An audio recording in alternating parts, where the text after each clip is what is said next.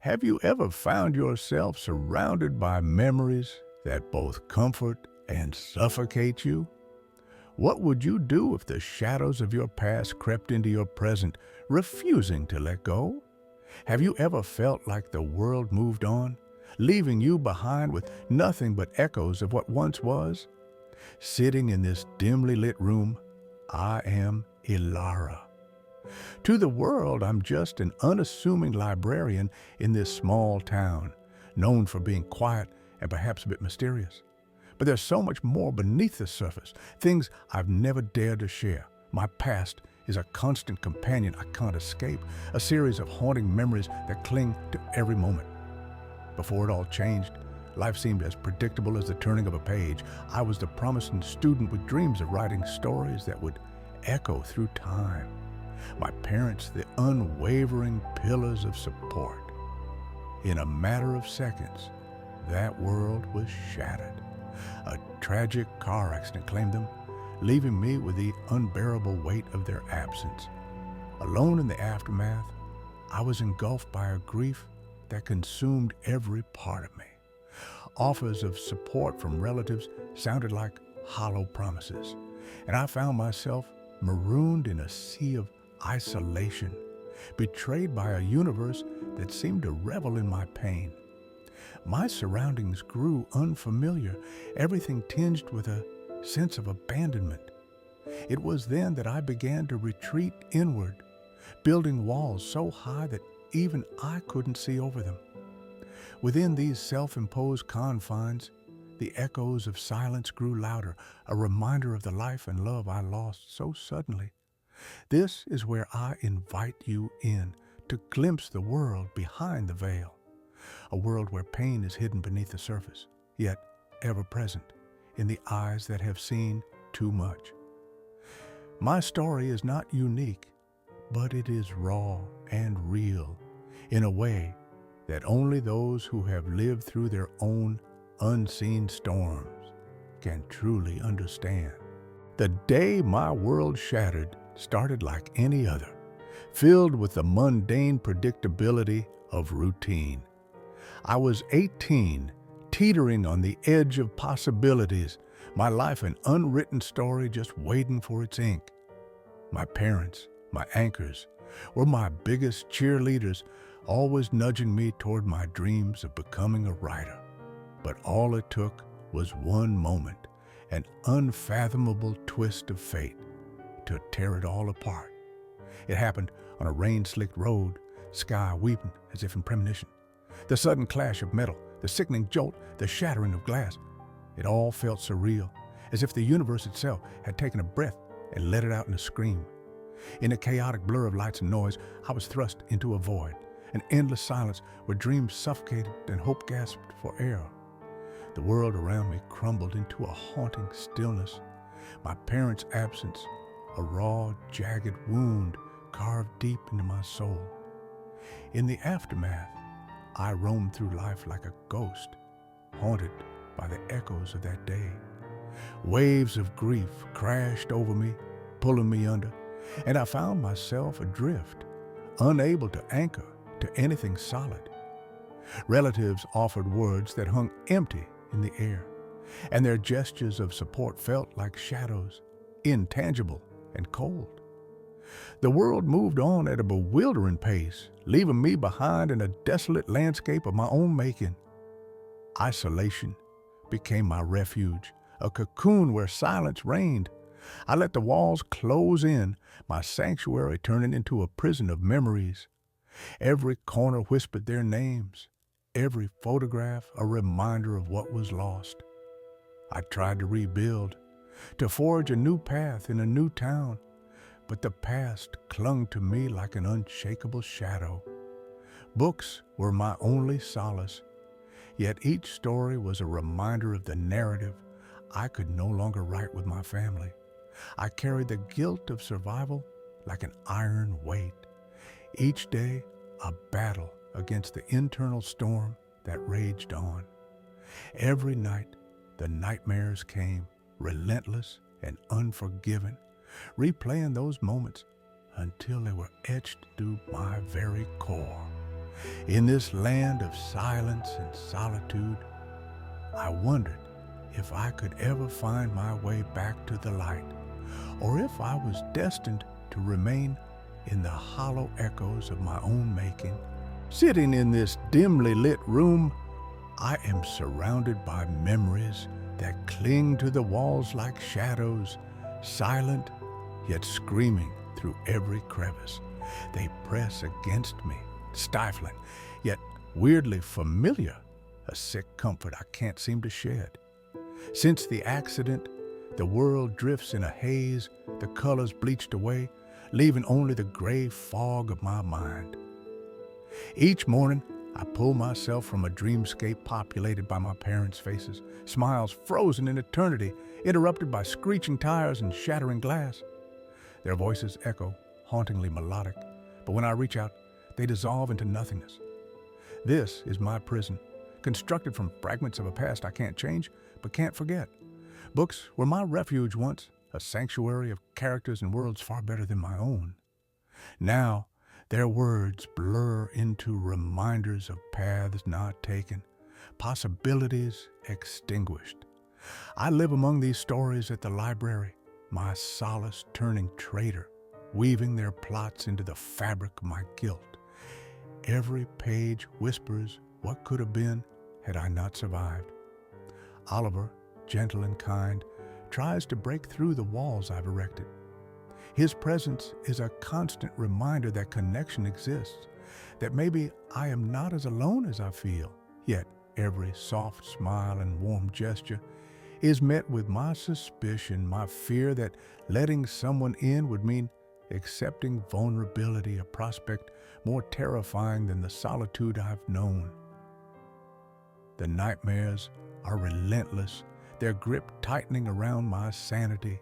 Sleep evades me, chased away by the relentless parade of intrusive memories. I see the accident play out on repeat, my parents' faces morphing into an endless loop of blame and sorrow. Each replay brings a tidal wave of guilt, an anchor dragging me deeper into despair's abyss. I am exhausted, hollowed out by the constant battle within. Helplessness is my companion, whispering sweet nothings of my inadequacy, my undeserving survival. It's a dance I've grown accustomed to, swaying between moments of numbed existence and the sharp, piercing awareness of my failure to save them.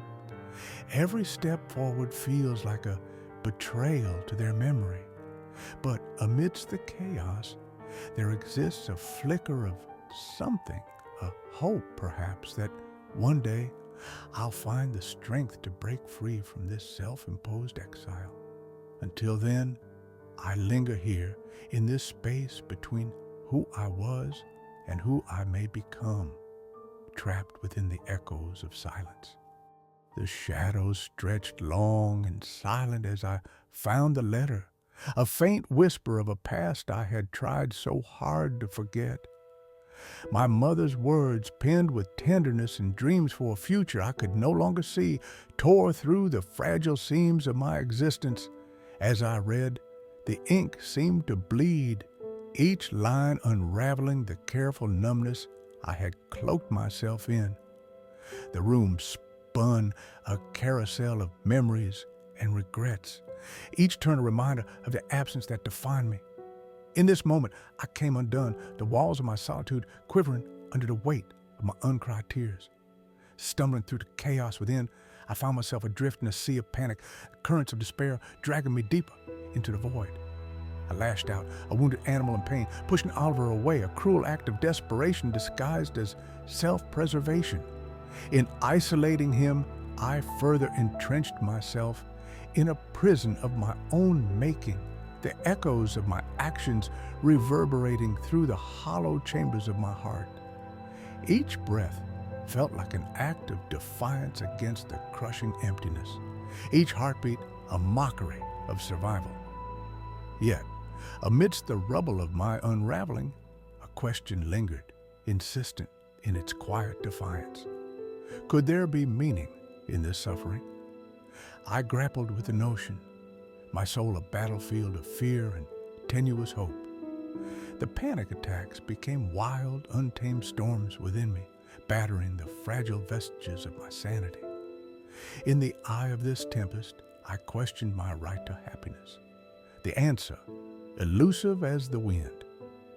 The very air seemed to withhold its mercy, yet there was an undeniable whisper of resilience, a thread of light weaving through the darkness. It was as if the universe, indifferent and vast, offered a silent challenge, daring me to find a way forward. The letter, its edges worn and fragile, became a conduit for transformation, a flicker of connection to a love untrapped by time or fate.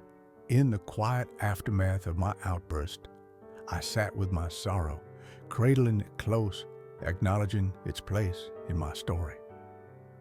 It was then, in the depths of my despair, that a seed of resolve took root, tentative and trembling.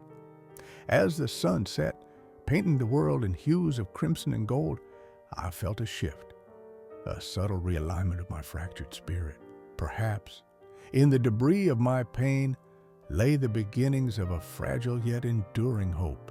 Sitting here with the echo of silence wrapping around me like a familiar shroud, I trace the scars of what was.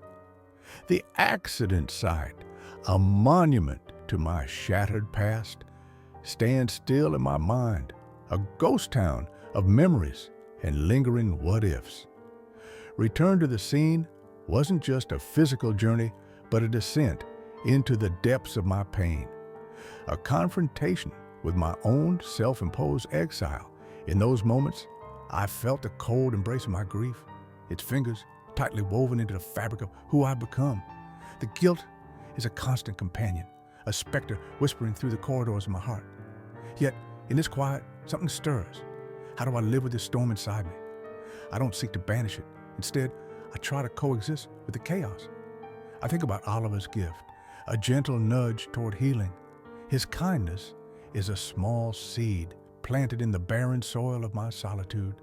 The book sits on my shelf, a promise of hope I hesitate to open. Reaching out to him feels like a fragile bridge extending over a chasm of loneliness. I take tentative steps, knowing this is not the end of my journey, but the beginning of understanding. I start therapy, a tender unraveling of old wounds. Some pain remains raw, pulsating under the surface, but slowly I understand that healing isn't about forgetting. It's about breathing amidst the echoes, embracing the storm, and finding fragments of light in the shadows. My past doesn't define the entirety of my existence. It's part of the tapestry I am yet to weave. In the hushed solitude of her small apartment, Elara finds herself ensconced in a rare moment of stillness. The memories that once screamed with relentless ferocity now whisper gently, like a lullaby carried by a soft evening breeze.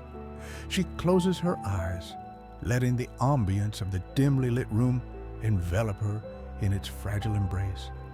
The shadows, once monstrous, have softened their edges, becoming part of her, like aged ink on weathered paper. Her breath is steady, synchronized with the rhythmic dance of moonlight filtering through the curtains. It catches the glint of tears unshed, remnants of a turbulent past that no longer suffocate. Elara imagines the faces of her parents, not in haunting detail, but as a tender, fading presence that warms her aching heart. Grief, she realizes, has morphed into something she can carry, an undercurrent that fuels her rather than a weight that drowns. She by no means forgets the jagged path life carved out for her. She acknowledges the raw, indelible marks it left. But in doing so, she understands now that these scars do not solely define her. They are just chapters woven into her unfolding narrative. Her acceptance is wordless, a symphony of silent revelations and quiet resolutions, harmonized by the cadence of whispered forgiveness. From somewhere deep within, Elara feels the subtle quake of healing sprouting like new growth after a long winter. It is less an event and more an awakening, a softening of the spirit that lifts her gently towards the possibility of embracing joy once more. Her heart, though still bruised, beats with renewed purpose. In this intimate revelation, she finds she is not just surviving but slowly stepping into a life rebuilt upon the foundations of profound love and lingering echoes of silence. Have you ever been through something you've never told anyone about? Something that still lives in your chest?